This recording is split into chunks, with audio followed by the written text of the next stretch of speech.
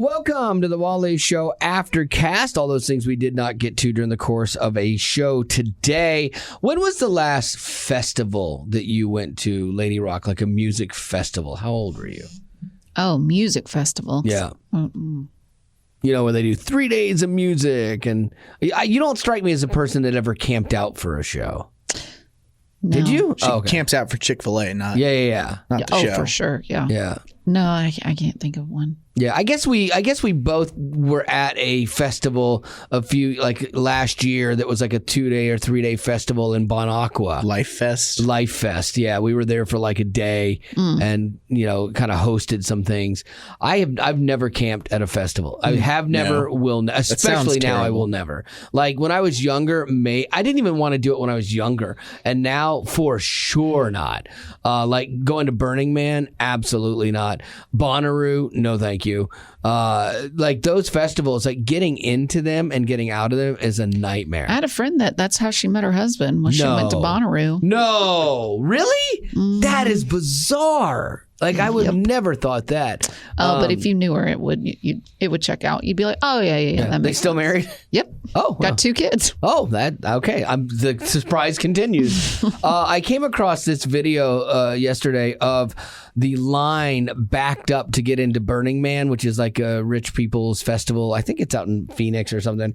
So the car line is miles long, and you think, oh, that's the worst. And so if you're in the back of that line, you're just frustrated as all get out. And you're like, would you just go? Why is this taking so long? Let's just drive in. It turns out there were climate activists that were blocking the road. And they wanted to make a statement, and so they are blocking the road.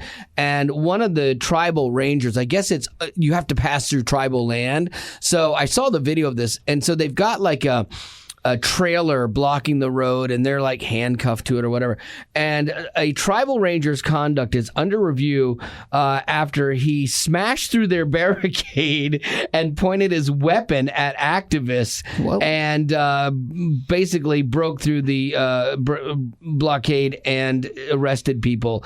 I think the guy should get a medal, quite honestly. Wait, what was the barricade? It was like a trailer. Oh, okay. I was making sure it wasn't one of those like linked arms barricade. No, I'm like, I don't know, man. If he went through that barricade / people, that's... Even then, that's a judgment call. And they were protesting what? Climate change. They wanted to bring awareness to climate change. With all those cars just sitting there, idling, fumes going everywhere, aren't they just adding to? Good job, guys. Well, especially too when you realize that these were people that were from all over, like New York, Nevada, California, even the country of Malta in Europe.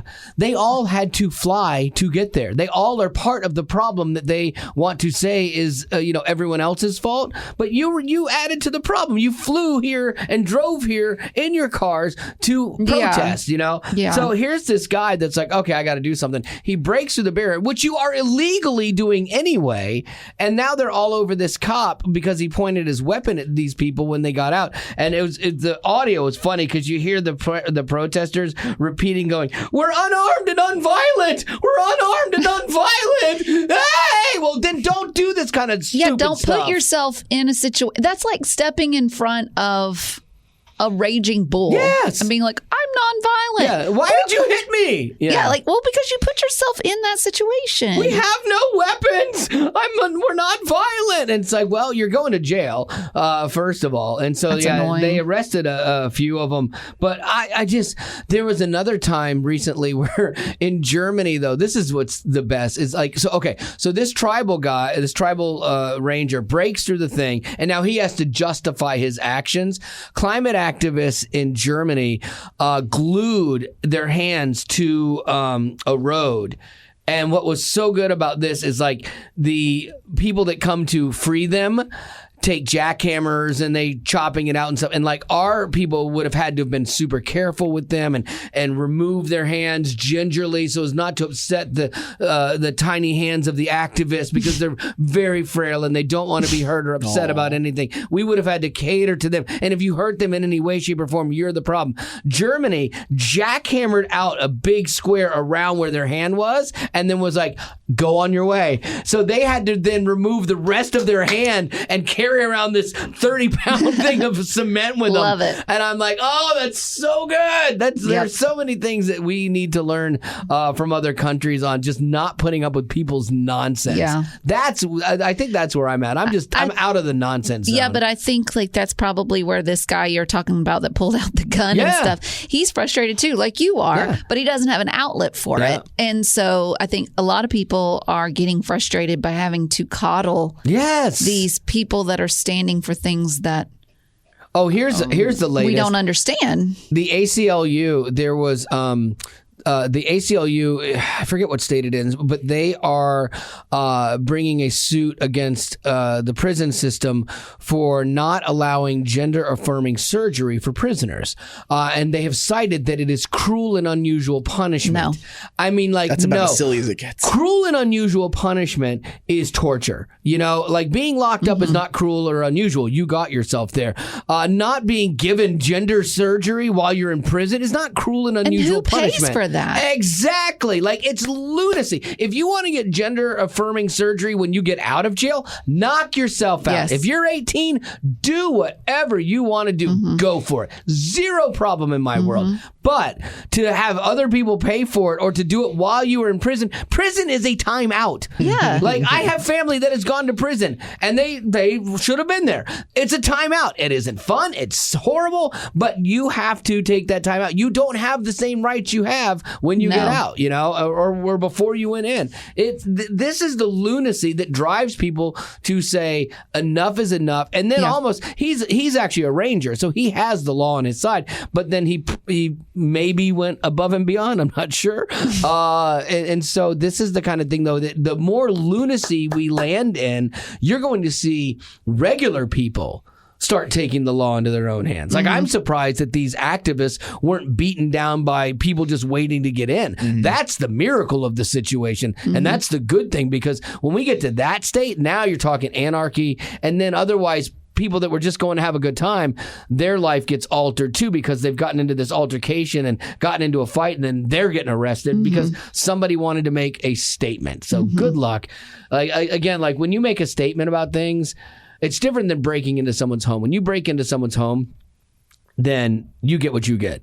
If you are out armed and someone shoots you, sorry, I have zero compassion for that, because you started this process, and just because you didn't have as big of a gun or you're not as good of a shot, then you want to sue the homeowner.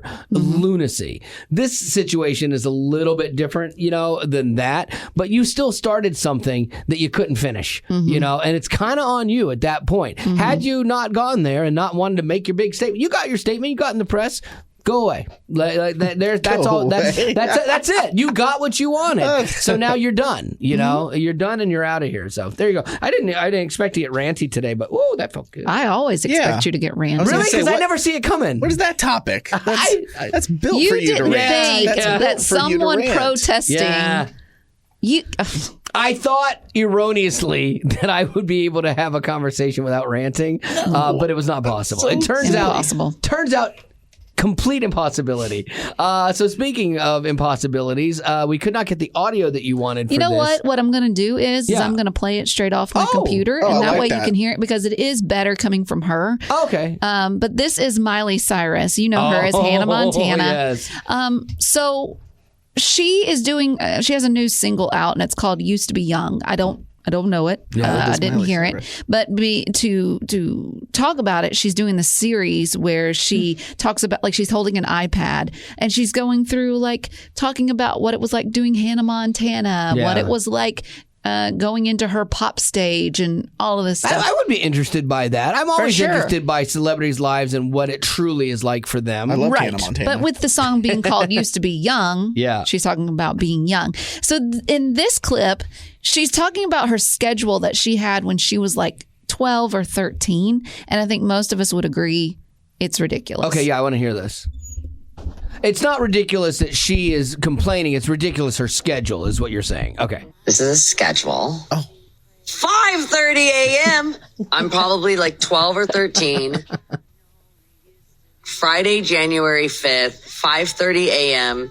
Hair and makeup in my hotel. 7 a.m. we get picked up. 7:15 I'm on the news. 7:45, I have another live interview. 8:15, another interview. 8:45, another interview. 9:30 to 11 a.m., meeting with editors. Back to the hotel. Okay, I have to do an interview, but the reporters are all 5th grade students. 1 to 2:30, me and my dad have a lunch interview. 2:40, we have to go to the Life magazine photo shoot. 3 to 5, interview and photo shoot for the Father's Day issue. Arrive at 6 p.m. for Kids Online interview. Then at 6:15, we have another interview. Then the next day starts at 7 a.m. and ends at 7:30 p.m. Yeah, that is a lot. That's a lot. And like that's one day. And you think this is why celebrities do get burnt out. You think it's easy. Oh, you're just being asked questions, but you're on. You're constantly on. And so for her, like I can see why as a kid that would be exhausting and why you might make some dumb mistakes or why you might end up hating fame, you know? Right. Well, yeah. I mean, for 12 or 13, I think most of us would agree we couldn't keep up with that schedule. Yeah. Like you have a 12-hour day at 12 or 13. The thing that struck me about that is that's all adults making that too. Mm-hmm. Like here's this 12 or 13-year-old kid that you're capitalizing on, and it's all adults that have determined that, okay, this is what we're doing today. This is what you're doing, and this is what you just have to. But also too, at that age, she probably thought, this is what I want to do. Sure, like she's exciting. like eager and happy and all famous, of that, yeah. you know? Yeah. But also another topic that Wally and I were talking about earlier was her voice. Oh my goodness. My name is Miley Cyrus. Like, I don't know if she's a chain smoker or what, but it has definitely dropped an octave. And it was already deep to begin with when she was young. Yeah. But she's it's gotten even more. She's sitting in this like voice. And have you seen that video that people use where it's like, it's all about the journey? And all Yeah. And then they're like, Yeah. It's terrible. Yeah, you wonder if she's like damaged herself a little bit smoking or what have you. And Sounds like John Cooper. Yeah, John Cooper. Yeah, John Cooper is his poor voice. The worst of everybody though is Mark from Audio Adrenaline. Oh, really? He had to stop singing. He roached his voice singing every night and wasn't singing properly, and he literally lost his ability to sing, and it ended up kind of phasing him out of that band. And fortunately, they had found like a different calling where they started an orphanage in Haiti, and the band was kind of used to fund that mission for them, which was good. But then Kevin Max took over, didn't he? Yeah, for a hot second, little bit. And that was a disaster. And then Adam Agee did an album with them or a song with them, and now Adam Agee from Stellar Cart is playing with the Newsboys, playing bass with the Newsboys, and he seems to be really happy there. That seems to be working for him, which is cool. But I am hearing like more stories about like the ways that artists have to take care of their voice. Like it was the story of Taylor Swift, who said that in between, because she'd get to town on her little Eras tour and do like 3 shows in 3 days, 50 songs each, and she's like, she couldn't talk in between like concerts, basically. Yeah. That level of singing, like I can see where you're going to do damage to your vocals, and if you don't take care of them in a good way. And some people can go and it never affects them, and other people's voices are more susceptible. Like I know when we do support drive and we're talking all the time and it's all high energy, by the end of the week my voice hurts. Yeah. You know, and it's like, okay, good, I need the weekend. And I watched some video, it was about Chester from Bennington. From Lincoln Park, and it was about how he was able to, because he did that screamo type music, but he was somehow able to make it sound screamo, but he was whispering instead. And I can't remember the technique of how he did it, because you would think like when they went on tour and he was screaming every night, and he was able to do it, but there was some way he could change his voice to make it sound like he was doing it, but he really wasn't. Oh, that's fascinating. And they probably bumped things up, so if he sang it like, maybe I've become so, and then they bump up the volume so he's whispering more. Yeah. Oh, that's kind of cool. Yeah. Yeah, Mandisa wears a button that says I'm on vocal rest in between stuff. Like, so it's nice because if she doesn't want to talk to you, I've watched her whip that. You would die. I've watched her whip that button out of her purse when I saw her. I'm like, hey. How ironic. Like, whoosh, and like, oh, okay, I'll go this way. You would die if you couldn't talk. Oh, I would. Absolutely. You would die. Absolutely. I am. And I would say the dumbest stuff in front of you that where you couldn't correct me or anything, and you'd be like, I couldn't make it. No. I would be like Michael Tate from the Newsboys. Michael Tate is the consummate rock star. He loves the backstage environment. He loves it all, and he loves meeting people, and like, so yeah, I would be that guy. Like, he loves the fame, and that would definitely be me. So I would burn. But then I have the voice of Mark from Audio Adrenaline. My voice would be roached. Or John Cooper, man, his poor voice just hurts by the end of the night. You got any birthdays for us, Lady to the Razak? I don't, but I do have a question. Go for it. What do you got? This one is for you, Wally. What is your most embarrassing moment teaching? Oh. You haven't taught for a while, too. I haven't. No. I'm trying to think of embarrassing moments, like when I was teaching in class. Oh, that's a good question. Well, you have a picture up on your wall in the office of these students that look like they're bored out of their mind. Oh, I did that for fun, though. I told them, like, pretend like you're sleeping. And they're like, oh, yeah, duh. Yeah, duh, already was. Way ahead of you. Pretend? Okay. I mean, I've gotten kids' names wrong. I hated that. That's embarrassing. Oh, okay, yeah. Wow. Just hit me. Earlier today, Betty Rock accused me of holding back a story, but I totally had truthfully forgotten it. Conveniently forgot. Yeah, no, I hadn't remembered. This one. Sure. So we were teaching, and we're doing this thing where we're getting the class to have their input and shout out words and, put them down for like this marketing thing. And so we got this giant board, like a whiteboard, white erase board. And so they're shouting out things, and I go over there and I start writing. Mm-hmm. And then I realize, oh my gosh, I am the world's worst speller. Exactly. I am a horrible speller. And they're shouting out words that any adult should know how to spell. Cat. And I start spelling things, and they can see me pausing and trying to get, and it's happening fast paced. And then somebody yells, "You can't spell that, can you?" And I'm like, I cannot.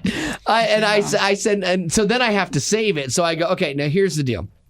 I said, no, I am a horrible speller, but I've been very successful in my life, and I've worked really hard. Way to spin it. I know. And I go, I pay people to spell for me now. And so I picked a girl out of the front row. I go, you're going to be our designated speller. You're going to come up and write all these things down. See, that's what you do when you're in management. I mean, these days, like, there's a reason why autocorrect exists. Yes. Like, why do we need to be able to spell things if we've got the computers just to do it for us? Autocorrect is definitely destroying spelling because you don't even have to be super close anymore. I literally will find myself just kind of hitting buttons that I know are near the letters I might need, and then I'm just waiting on it to fix it, and it does. Yeah. Well, that we posted that video that one time where I couldn't spell ukulele. Yeah. I was like, I have no idea. You did like a QU in it. Yeah. Like, it was awesome. And it was LAYLE or something. Ukulele. Yeah. Yeah, it was really bad. Oh, it's so funny. I still don't know how to spell it. It is funny that for some reason my phone, my wife's name is Marty. It's Mardi, like Mardi Gras. For some reason, when I type anything to her and I write Marty, or if I'm talking about her, it changes it to Marcy. I have no idea why. Somehow that's gotten in there, and I don't know how to clear it. Like, I wish there was a way that you could clear certain words that maybe There's got. Well, we'll do a Google it tomorrow. We'll do Google it on that. Okay, so thank you for that. That's a truly helpful. That would be truly helpful. Clear. I'm writing myself a note. Clear auto correct. Okay, well, there you go. Miley Cyrus. I did. It's all about the experience. She sounds like a smoker Kim Kardashian on that one for sure. All right, well, that's going to have to do it for your Aftercast for today. And as always, thanks for being a potty. Growing up in poverty has never been easy for children, but with the added challenges of the pandemic, conflict, and natural disasters, families around the world are facing an unprecedented food crisis. Unfortunately, those who are already hungry are now even more desperate. But by sponsoring a child through compassion, you can help provide life-sustaining essentials such as food and clean water. And with your compassionate support, that child can not only survive, but also flourish. You can find out how and choose a child to sponsor when you click on the compassion banner at wayfm.com.